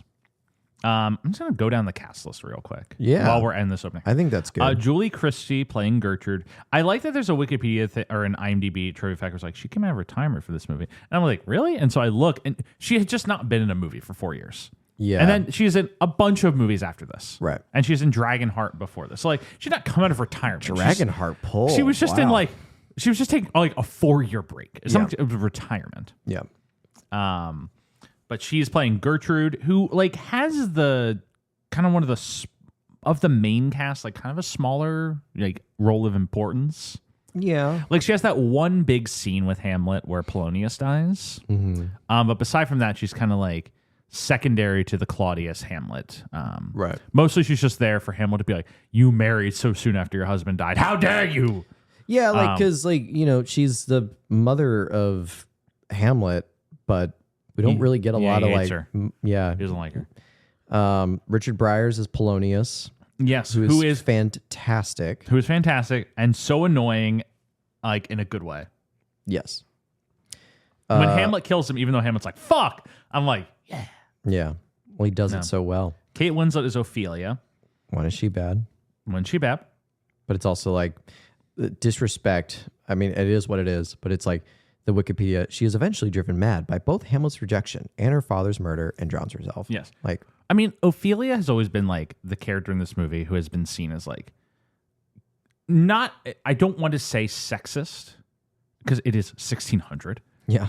You could say sexist. Yeah. It's okay. But like, she's always been the character who like, has always been like the subject, like, what is like the purpose of Ophelia in the text? Yeah. And I think Kate Winslet is so incredible in this movie. And she's such a tragic figure who everybody is failing. Mm-hmm. She's a very Laura Palmer-esque figure from Twin Peaks. Very similar mindset. Yeah. But the thing I find like so incredible about Ophelia in this movie is like Patrick Doyle does the score for this movie. It's an incredible score. And the theme he has for Ophelia is like the whole story. Mm-hmm. Like whenever there's once Ophelia starts losing her mind, the score that he is like underlaying all of her scenes with is so sad. It is so tragic. I listened to it on the drive here. Mm-hmm. And just like it's her entire story. It's this beauty that just like can't like that nobody cares about. Everyone's kind of cast into the side, and it's just kind of driven mad by this lack of like understanding and empathy from anyone around her. And like she gets blasted with a hose in this movie at one point. Yeah. But she's great. Nicholas Farrell is Horatio. Who is like just the guy. He's just a you dude. love in a movie like this where there's like the one level-headed, sensible guy who survives the whole thing. And you can just, he's like your rock. You're like always clinging to Horatio as the storm whips around you. You're like, this guy's a steady hand in the cyclone. Because even he goes and tells Hamlet, "Hey, I saw your dad's ghost out in the woods." But and Hamlet's like, all right. It's like maybe you shouldn't talk to him because what good is going to come from they you? bring talking Horatio out to see the ghost because they're like, well, nobody can doubt Horatio. If he sees it, then like they'll believe it. Yeah. And then he's like, yes, Hamlet, and he's like just counseling. He's like, let's just like be chill about everything for a little bit. We'll figure this out. Yeah. He's great. Michael Maloney is Laertes, who looks like Paul Rudd in this movie. Am I wrong? Laertes, Michael Maloney, he looks like Paul Rudd in this movie. Yeah. There was like almost a split moment. I was like, is that fucking Paul Rudd? Yeah, I kept thinking it was Paul. Like, I know it wasn't Paul Rudd, but I kept being like, is that Paul Rudd? Because Paul Rudd is in Romeo plus Juliet. Yeah. And he's also in Clueless, which is a Jane and Emma adaptation, which is not Shakespeare, but still. Paul Rudd, secret king of 90s like classical literature adaptations. Yeah. But he doesn't come in till like later in the movie. No, he's there at the beginning, and then he comes back at the end. Okay, that's what it is. Because he's gone for a lot of the they sent him to France Gotcha. at the beginning. He wants to go to France, where he's from originally. And then there's Rufus Sewell's Fortinbras, who's the Norwegian prince who is going to come invade Denmark, and who they are all so busy squabbling amongst themselves that they completely ignore until he is literally blowing down their front gates. Yeah. A very playing the same role as from A Knight's Tale. A very like White Walker-esque. Like I very much think like the archetype of the White Walker from Game of Thrones kind of comes from the concept of Fortinbras. Where it's like it's this literal army that is always marching towards you, and you are ignoring it because you are squabbling amongst yourselves until suddenly he's the one who winds up being the king at the end. It is none of these characters. Yeah. Then there's obviously Robin Williams as Osric, who we'll loop back to. Yeah. There's Gerard Depardieu as Ronaldo, who's in one scene. Who's like, yes, it is me, Gerard Depardieu. You sent me to France to spy on your son. Ha ha ha! I shall go accrue 700 sexual allegations. It's like, all right, get out of the movie, please. I do like the split billing for Rosencrantz and Guildenstern of Timothy Spall, the goat, and Rhys Dinsdale, who I do not know, as Guildenstern. Timothy Spall, always good as the little henchman. There's Jack Lemmon and Ian McKellen as the two guards. Brian Blessed as the ghost. Billy Crystal as the gravedigger. Yeah. The craziest bit of casting. I think he's quite good. I thought he didn't quite fit. I think he's pretty good at it. I think he's like, what's that, agent? I'm getting a call to be in a Shakespeare movie? Yeah, I'll do Shakespeare. Yeah, sure. And then Robin calls him up. He's like, hey, Billy, just got this call to be in the Kenneth Branagh. It's like, oh, yeah, you too? You're going to be in Hamlet? It's like, yeah, I'm playing like a guard or something. And he's like, what about you? It's like, I'm a gravedigger. Yeah. I'm going to be a gravedigger, you know? I mean, the gravedigger is like the one comedic character in this whole thing. So right. I mean, I guess Osric is also kind of comedic. But like, is Osric comedic in the text, or is he made comedic by Robin? I think he's comedic in the text. Because the gravedigger read to me like he was comedic in the text. They are all cooking him in the scene. They're like making fun of how like funny he is in the Osric scene. Like Hamlet's kind of jesting with him. And then like the real goats of this movie are Charlton Heston as the player king and Rosemary Harris as the player queen. I know Charlton Heston around the time of this movie is going crazy, like becoming the president of the NRA. Yeah. And just like wielding his guns and becoming super right wing. Which is weird because he was like a civil rights activist in the 60s. Yeah. Anyway, Charlton Heston's losing his damn mind in real life. He is incredible in this movie, I think. Yeah, I think he is. I thought he was really good. I think for an act like he's all the people in the play was really good. Yeah. Like I think Charles Henson has just has this certain degree of gravitas to him that is just wonderfully helpful for selling the illusion of the play within a play and that you believe it. And then there are several like smaller cameos, like Richard Attenborough pops up at the end as the English ambassador for like one shot. Yeah, I was like, what the fuck? Dame Judi Dench is Hecuba, the Queen of Troy. Rosemary Harris, who Aunt May from the original Spider-Man. It's just like an all-timer cast of people. Yeah, You're just like every one of these fucking guys is throwing heaters. Except look, for maybe one of them. I generally think it's like, you know, Kenneth Branagh's just pulling in all the calls, you know, and he's like, hey, like this is gonna be like a really big Hamlet film adaptation. Yeah. Shot with 70mm. I'm getting all my pals on it. Yeah. And I'm going to make all the calls, get everybody in like one scene of this movie. I mean, the thing about it's called Hamlet. So the majority of this movie does ultimately rest on Branagh's shoulders. Yeah. And I think he is like magical in this. I think, he's incredible. I thought he was really good. Though, like the way he dances around the space that he's in. Yeah. While still, you know, nailing every syllable of the iambic pentameter, is really just, you know, it's a. I'm trying to think of the correct wording. It's like kind of subtle work, even though he's not being subtle in the movie. If that makes sense. I just read it as like this is clearly if he feels effortless, in a way that I don't typically find. I find Branagh to be a very big actor. I think of like Wild Wild West or Gilderoy Lockhart or something. Yeah. He can go very big. He's the, you know, one. He's obviously, we talked about the River of Ham. Yeah. On this show before, his quote to Ray Stevenson on the set of Thor, which I'm actually just gonna say again because I can. Where Ray Stevenson is just like, I feel like I'm dipping a toe into the River of Ham with this performance, and Kenneth Branagh said, "Do not dip your toe. Lather in it, bathe in it. I have swam in that river many of time and found it delightful." Like, oh my god! So obviously Branagh is like the River of Ham guy. Yeah. Which I just like to envision a literal river of ham floating down. Like there's like pork chops and everything. But I think for how much he is like a river of ham guy, he is doing work in this movie that is like you don't ever notice how much he is doing in every scene. How many, like, he has to go through so many emotions and he makes it feel natural. It like this never feels like a showy performance. Yeah. Even though it is showy in a sense. It never feels like he's trying to make it showy.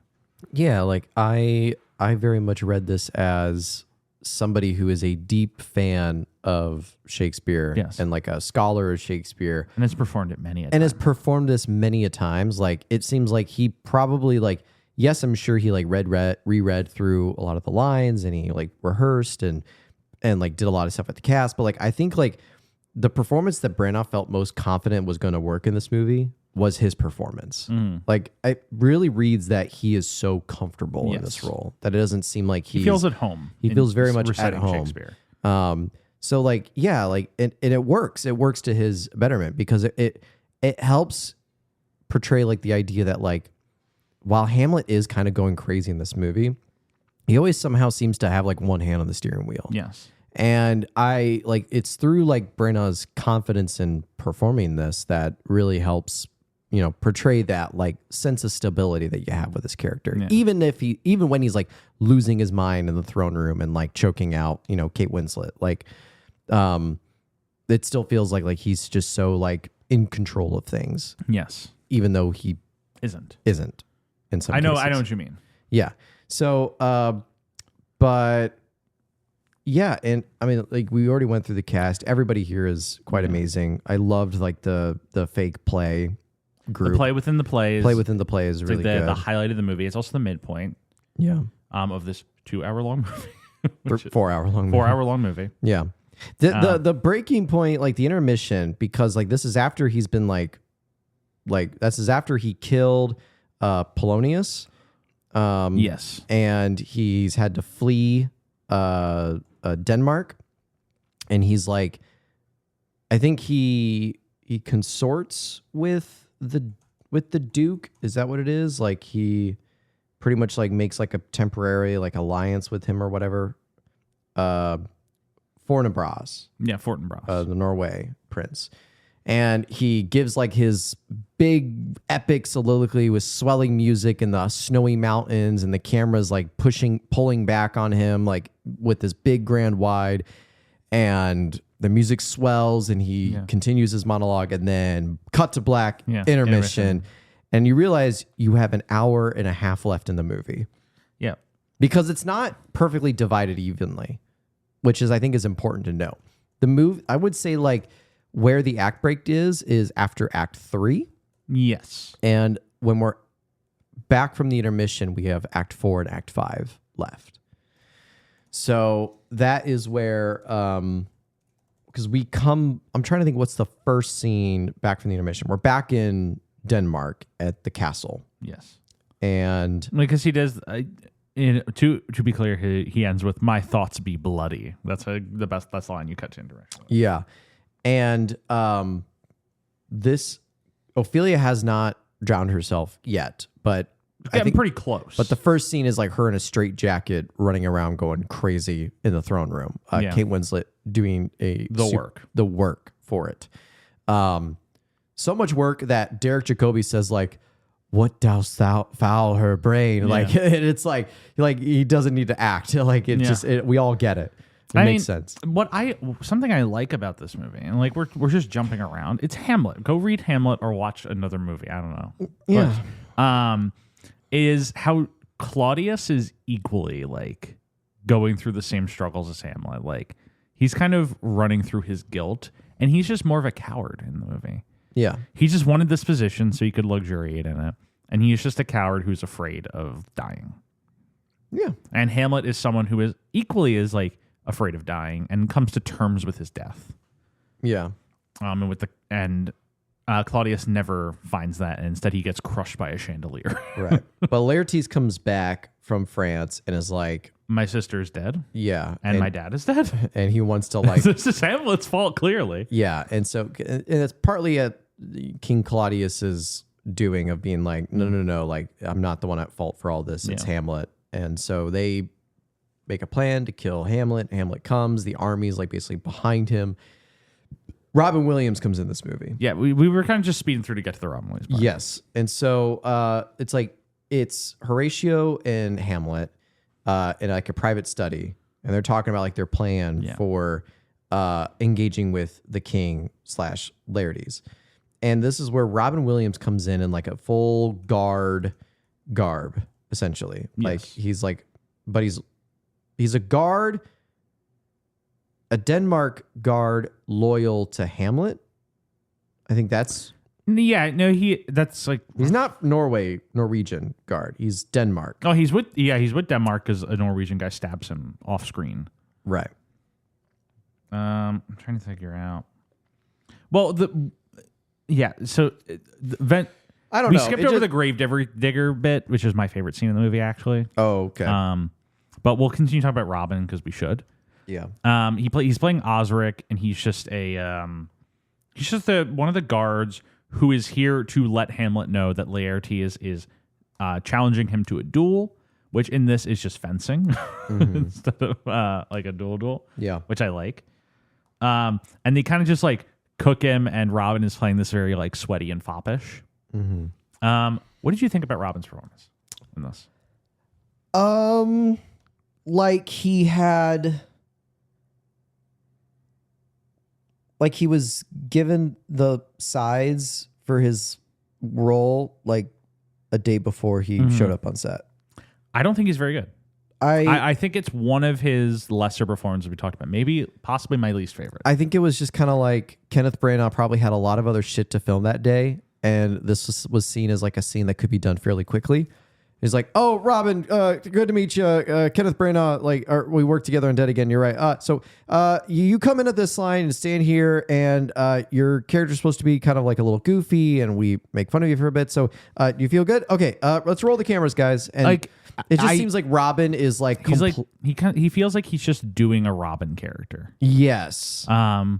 Whereas, like, God forbid, Billy Crystal fits into this thing better. Yeah. And, like... I agree. There was no performance in the movie that ever took me out. Like, I was fully locked in throughout this movie. until Robin showed up. Yeah, Robin and took I was me like out a little bit. kind of taken out of the movie. I'm like, oh, this is Robin Williams doing a bit. And I really don't want to say it's like Robin Williams' fault in the sense that it's. We both have the same idea. Oh, okay. It's. I don't want to say it's Robin Williams' fault for simply being Robin Williams, but there is something about like just like Robin Williams' entrance on screen. This does not feel like a performance. That's the thing is everyone else in this movie Well, it feels like they're performing. His figure, his character, his face. It's like the best way I can like establish it is like if you put like fucking like I'm trying to think of like a very like comedic actor in a very drama horror movie that came out recently. Like it's like if you're watching like Weapons and like partway through the movie, like at the very final scene, like John Cena shows up or something. Mm-hmm. And he could be like making a somewhat attempt to like play the part that's needed for the role, but it's like, oh, that's John Cena. Mm-hmm. Like, I don't know anybody else that looks like that other than John Cena. Yeah. And all I can think about when I see John Cena is John Cena. Yeah. And I think this is like part of like because of where Robin's maybe at with his career and like the movies we've seen him do already is like seeing Robin Williams show up in like Hamlet at the third to last scene of the movie. Yeah. It just like it bumped me out before he's even performed. Before he's even uttered a line, just his like physical presence, I'm like, this doesn't feel right to me. And you're right, like Billy Crystal, like I had like a instinctual moment of like, what's Billy Crystal doing in a fucking Shakespeare movie? But then like he kind of justifies his presence in the movie right away. Yeah. With like his performance. And then Robin starts to talk and it's like, yeah, no, this still feels like you're portraying Robin Williams in a Shakespeare play. It feels like him just he just never feels like he's in character to me. Yeah. He's just kind of playing this like kind of sweaty like courtier guy. Yeah, it reads to me like he got his sides like the day before his flight landed. And like he never honed in a performance for this. Showed up on set and Kenneth Branagh was like, okay, you feel good? Like, because obviously like especially the duel scene, you have so many elements to work with on that it's like, I don't have time to give you a role here, Robin. Just kind of do your thing. Yeah. Like, I don't know. I agree that I wasn't very enthused. And it sucks because, like, for our purposes of this podcast, like, we're watching a 4-hour-long movie to talk about one person here. And then the one person shows up and you're we're like, oh. Not his best work. Okay. Like, you know, it's just so, like, kind of like, okay, fine. Like, it doesn't really read into anything for me. Yeah. But and obviously like, you know, if we go into like post text of this movie, like it clearly doesn't hurt his career by any chance. Like this is like a blip of a scene.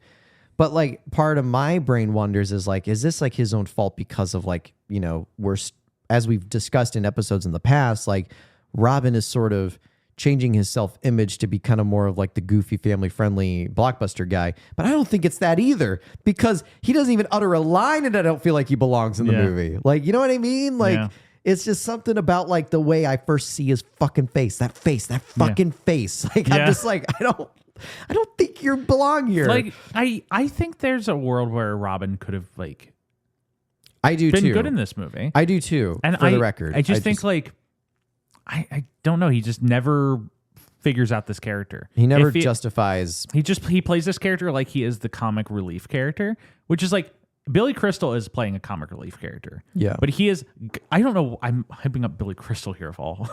is like he really does find like that character's function in the narrative and plays it.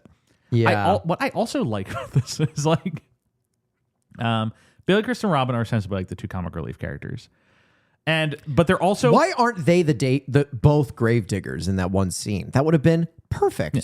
But because of like their like because of like their function in the narrative, the two of them have to be there for two of the most dramatic scenes of the entire movie. Billy Crystal is present for the entire funeral of Ophelia. He's just like standing there, just like, hey, it's me, Billy Crystal. Like, and like Robin has to be there for the entire duel. Yeah. And I find it very funny. Anytime it fucking cut to Robin Williams in that duel scene, I'm just like, I don't get out of there. I hate to be mean about it. I'm just like, because again, like Billy Crystal, I had the same thought, but he justified his role. Yeah. And Robin just never justified his role. Robin doesn't do it. Yeah. Which sucks. It does suck. Because you want to see, because I watched this and I thought like, oh, Robin's in this movie. Like, well, number one, he's worked with Branagh before, so that's probably his way into this movie. But then number two, it's like he went to Juilliard. He's done Shakespeare, so he's done like, you know, all the Shakespearean stuff. So he could potentially have some Shakespeare chops. I mean, like, you want me to tell you like the most Shakespeare role I think Robin Williams has ever done in his career? It's The Fisher King. Like, I think that is the most like Shakespeare adjacent performance I've ever seen Robin do in a movie before is The Fisher King. So like, to me, it's like, I know Robin's got like some Shakespeare chops in him, but he doesn't flex it in this movie. That's for sure. And maybe he wasn't given the opportunity to. Like, I want to be kind of generous about it, where it's like, maybe like I keep saying, going back to this analogy that like, it just seems like he showed up, had no prep, had no direction, got in costume, got that fucking weird beard put on him and his hairstyle the way it was, given his lines, and it's like, okay, you good? All right, let's roll the cameras and just go for one. I'm like, okay, you don't want to give me any sign of like, how should I be playing this? How should I be? It's like, no, like, I know you got it. Like, you can do it. And it's like, all right, well, I have a very directionless performance here. I'd be very curious if like Robin ever talked. I mean, Robin's not going to talk about this role. He was in it for like a day. Yeah, he worked like, probably like a few days. Like a few days at most. So it's like Robin probably doesn't even have a blip of this on like, you know, had a blip of this on his radar. It would be very interesting if like he was in this movie for like another scene to see like what that would kind of look like and to hear how his description of like his time. Because I bet it would be like, like Branagh gave me a call and was like, hey, we need someone at the last minute to fill in this scene. Are you available? Well, I'm sure he was cast early on. He's probably like, it just doesn't feel like the work went into him. Are we sure he was cast early on? I mean, they've worked together before. It feels like they worked together before, but this is like the last two scenes of the movie. It feels like if you're gonna like write this movie and you have like your two comic relief characters, and he's like, well, Billy and Robin. Do we think or do we know that this movie was shot linearly? We do chronologically. Not know. If we had to make an educated guess, I would think it was. Yeah, it was probably shot linearly just because of the narrative. Yeah, and it's mostly set. I would bet like they shot literally within the locations. Yeah, and they, and yeah, I probably like you probably shot everything in the throne room first. You shot everything in the play within a playroom. You shot everything in the bedroom. You shot everything at the exterior. Probably did. Yeah. Now I think to get to probably the biggest like juice of this movie, which is when it comes out. Well, no, I want to quickly talk about the gravedigger scene. I thought we already did. I want to no because it's the last poor Yorick scene. Oh, I think Billy Crystal is good. This is my favorite part of the movie. It's the iconic image of him holding the skull. Yeah. Everybody thinks that that's the to be or not to be scene.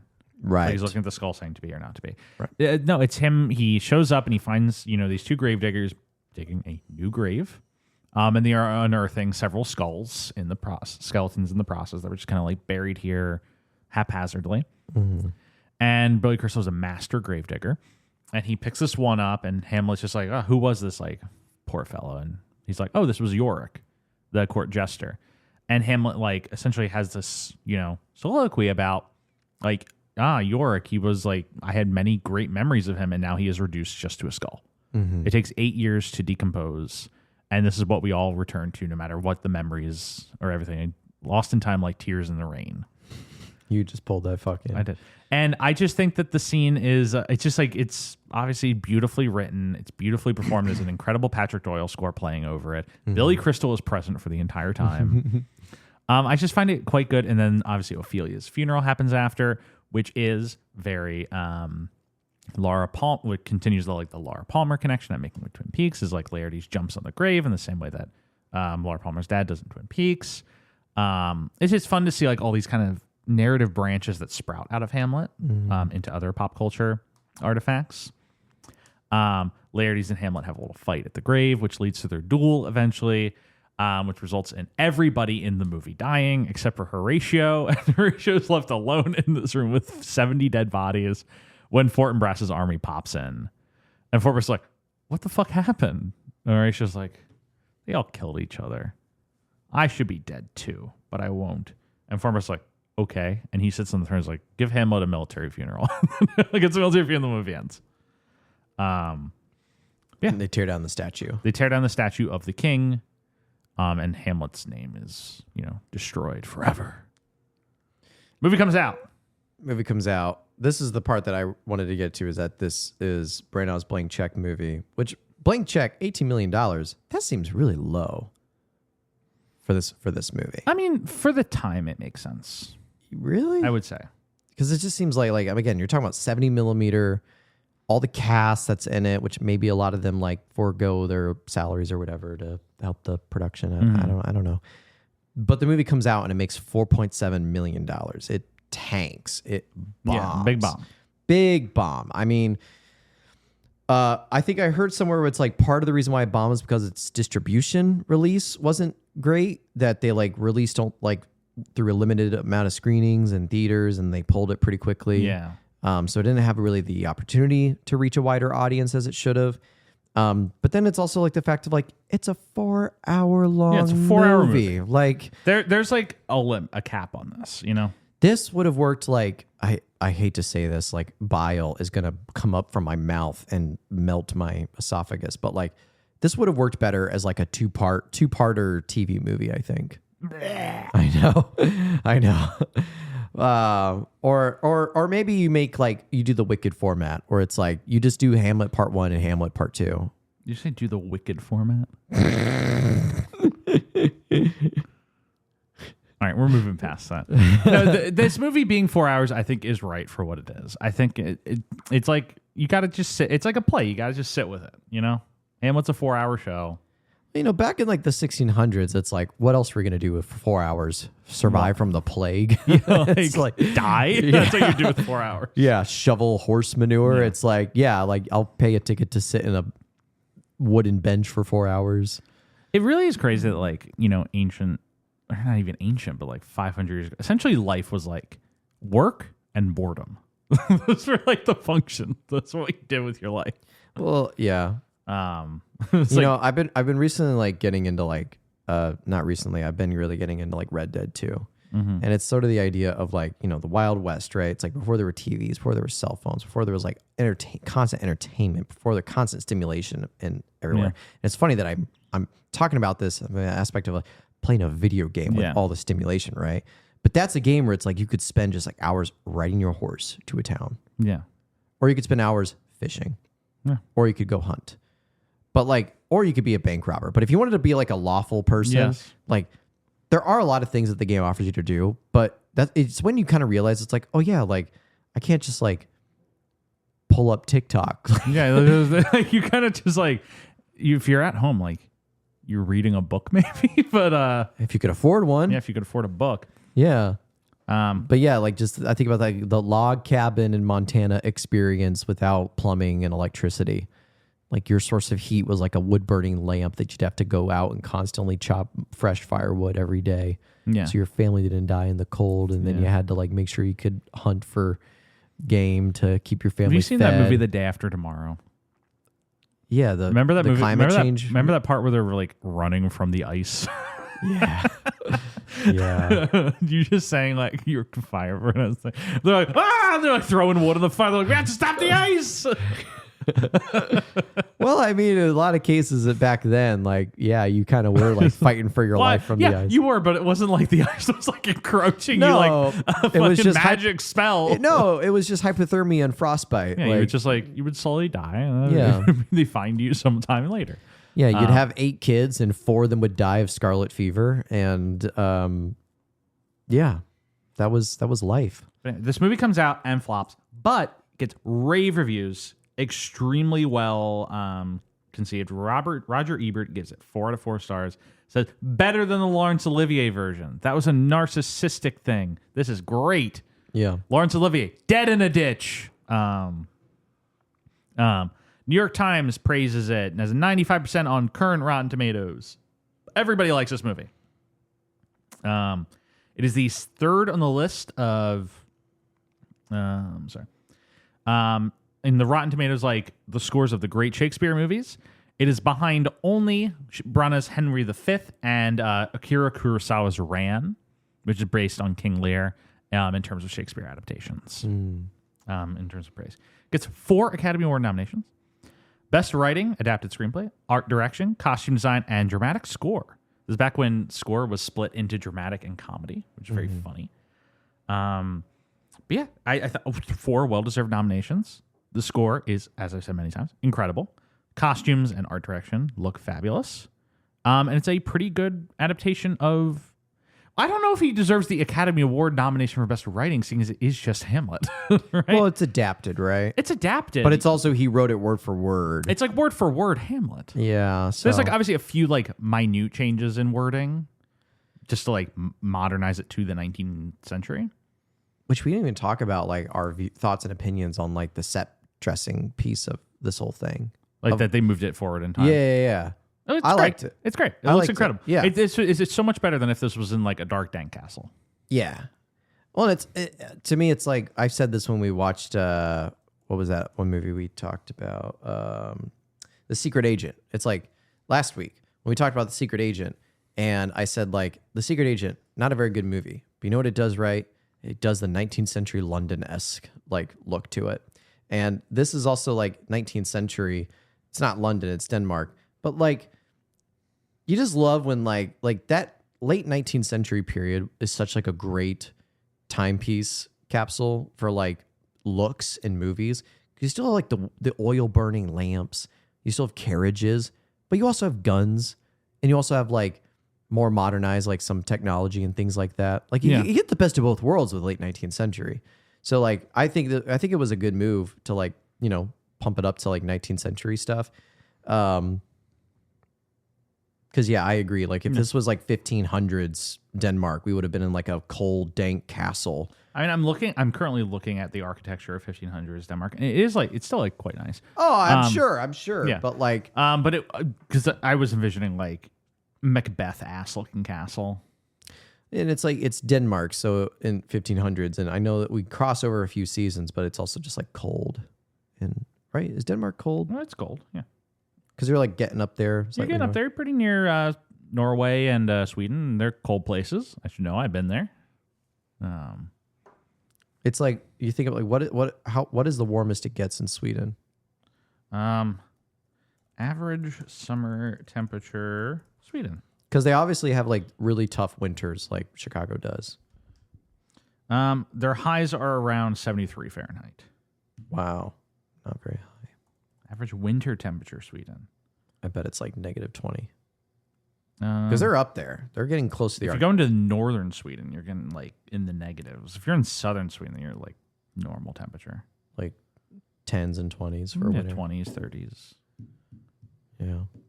So it all we in Chicago get the best of everything.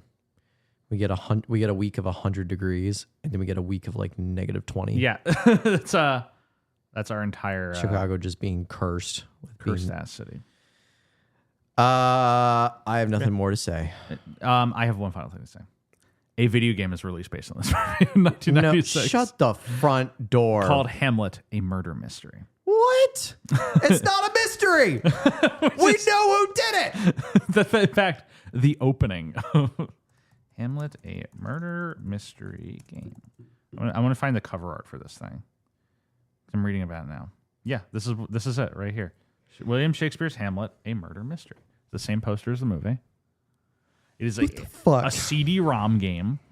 I can purchase it right now. Should I get this game? And should we do a special episode on this?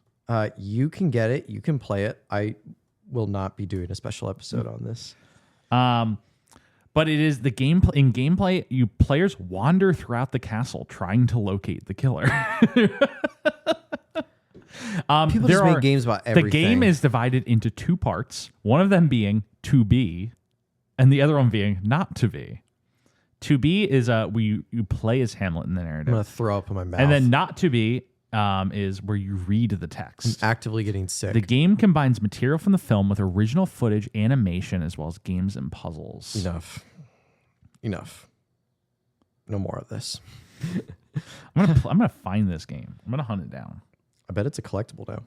Hamlet, a murder mystery gameplay. Let's find a gameplay video of this, and then we'll wrap it up. No, I'm gonna.